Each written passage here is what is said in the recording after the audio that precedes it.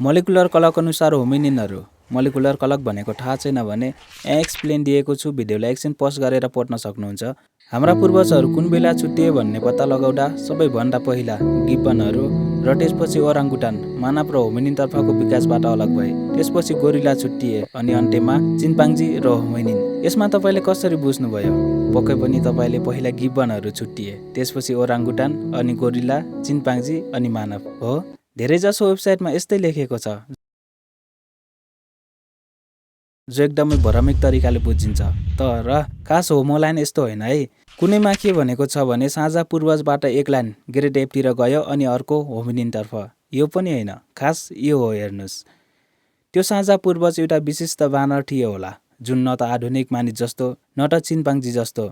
यसमा चाहिँ खास कस्तो हो भने यो हाम्रो एन्सेस्टर थियो र त्यसपछि यो एन्सेस्टर इभल्भ हुँदै आउँदा यहाँ एक लाइन छुट्टियो जुन गिब्बन बन्यो, त्यसपछि अर्को लाइन छुट्टियो ओराङ्गुटान बन्यो अनि अर्को गर्दै ब्रान्चहरू छुट्टिए अनि यहाँबाट हामी र चिम्पान्जीको लाइन छुट्टिन पुग्यो। यसमा एउटा डायग्राम पनि देखाइदिन्छु, हेर्नुहोस्।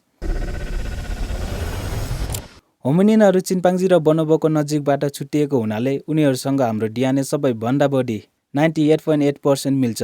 यिनीहरू मात्र नभए अरूहरूसँग पनि मिल्छ, जस्तै गोरिलासँग 98.4% डिएनए समान, ओराङ्गुटानसँग 97% डिएनए समान। गोरिला, चिम्पान्जी र होमिनिनहरूको वंश छुट्टिएको बारे फोसिल रेकर्ड हुन् साहेलेन्थ्रोपोचाडेन्सिस ओरुरिन्टुगेनेन्सिस आर्डिपिथेकसका डब्बा। अब फोसिलहरू कहाँ र कहिले भेटिएको थियो भन्नुहुन्छ भने यसमा बुझाउन अलिक गाह्रो हुन्छ, त्यसैले बताइन। यदि तपाईँ आफै भए पनि पढ्न चाहनुहुन्छ भने विकिपिडिया पेजको हिस्टरी अफ स्टडीमा गएर पनि पढ्न सक्नुहुन्छ।